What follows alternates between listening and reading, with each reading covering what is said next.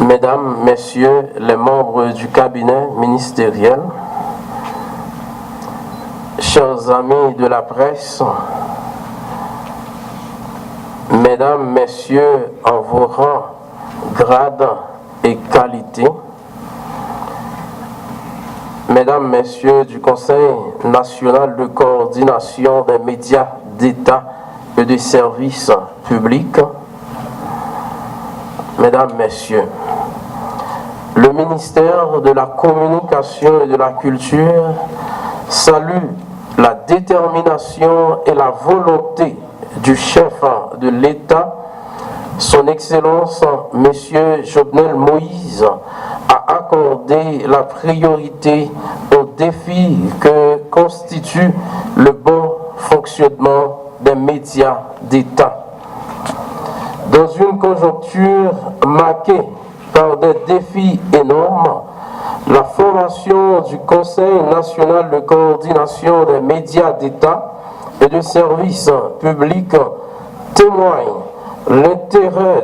témoigne de l'intérêt de l'administration Moïse Lafontaine pour le secteur de la presse. Composé de professionnels jouissant d'une bonne et solide réputation dans le secteur des médias, tant publics que privés, le Conseil devra jouer un rôle incontournable dans le renforcement de la démocratie en Haïti, pays de liberté. Il n'est pas superflu de rappeler que l'information joue un rôle prépondérant dans le renforcement des institutions démocratiques.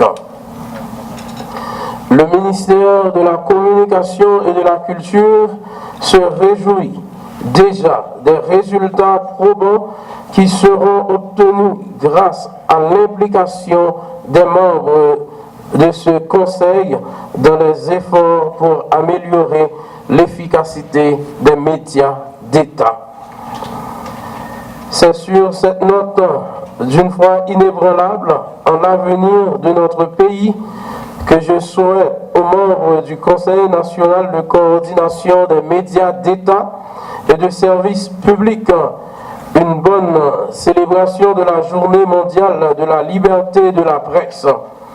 J'en profite pour leur souhaiter beaucoup de succès dans le cadre de la noble mission qui leur est confiée. Merci. Dans mon introduction par arrêté présidentiel en datant du 6 avril 2017,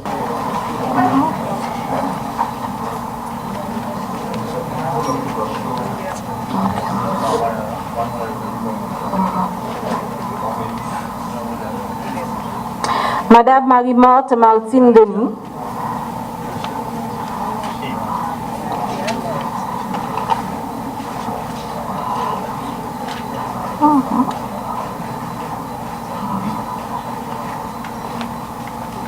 et enfin Monsieur Serge Philippe Pierre.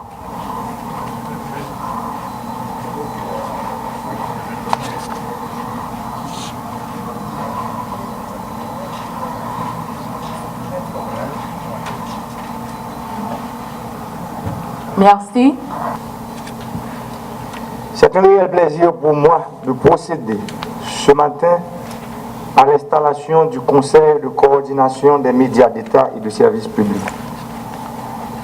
Par cet acte, mon administration entend contribuer à rehausser l'image du pays et à donner à la jeune génération les moyens pour s'éduquer et devenir des acteurs importants et avisés dans la lutte pour forger le destin national et faire reculer la barrière de l'histoire tragique du pays, marquée du saut de l'instabilité des institutions et de la précarité des conditions de vie comme corollaire.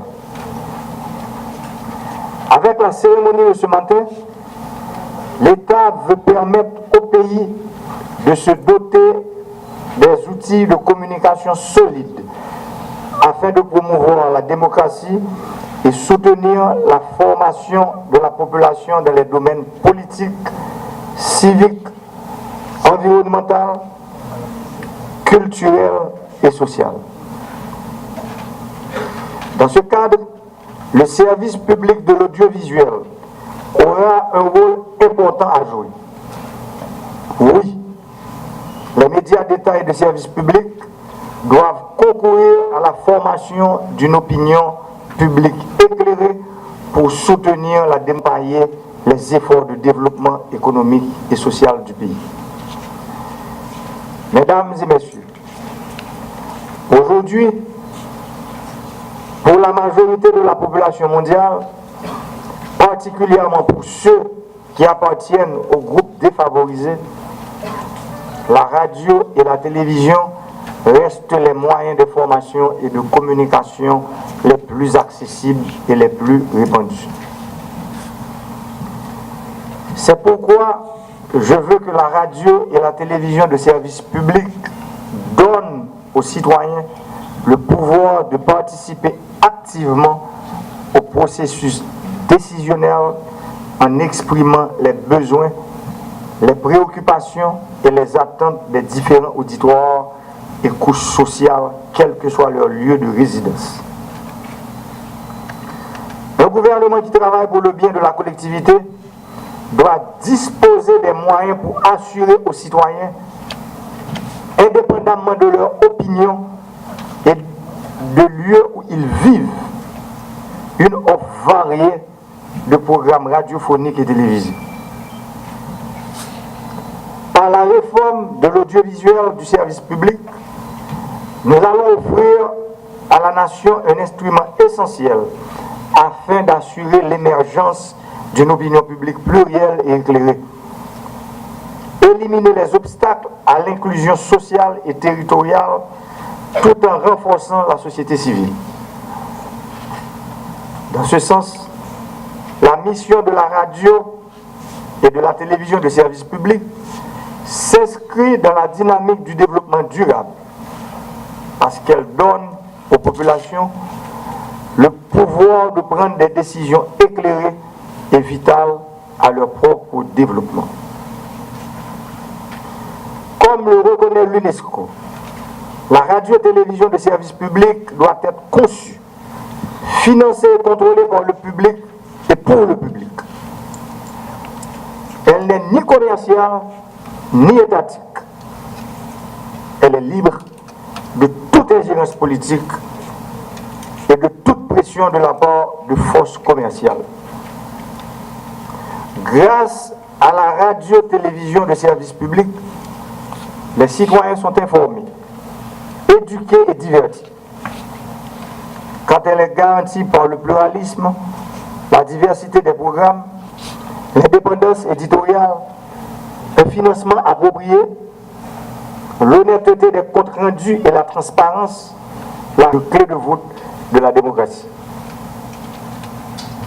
Mesdames et messieurs les commissaires,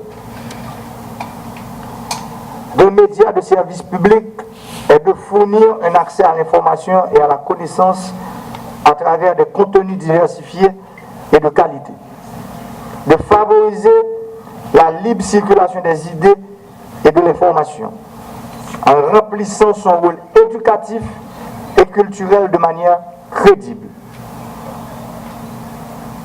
La radio et télévision de service public est l'un des instruments les plus importants et les plus puissants pour promouvoir la participation des citoyens à la vie démocratique. Les médias d'État de service public doivent faciliter l'accès à l'éducation et à la culture, développer les connaissances et susciter des interactions entre citoyens. Ils doivent favoriser l'insertion sociale et la cohésion de la société civile.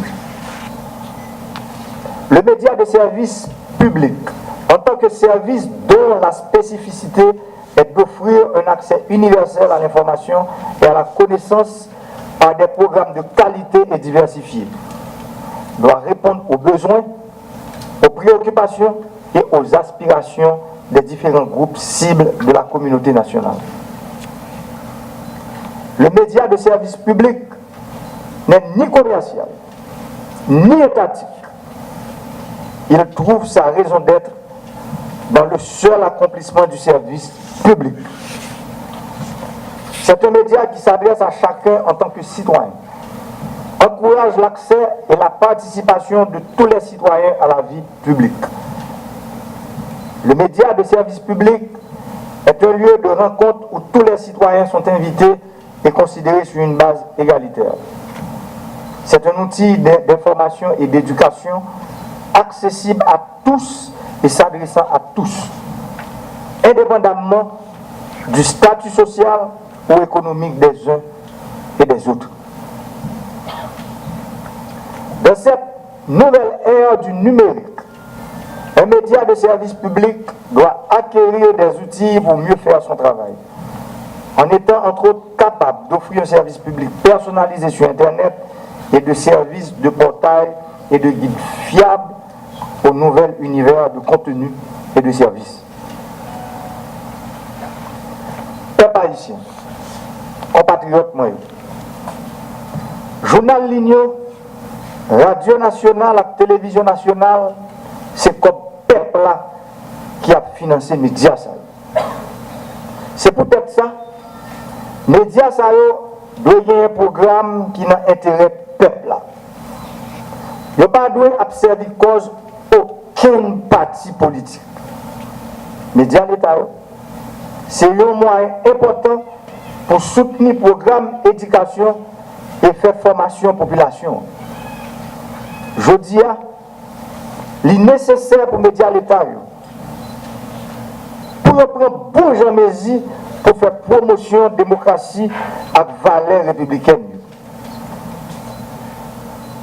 Les médias l'État fonctionnent bien, la démocratie apprend j'arrête.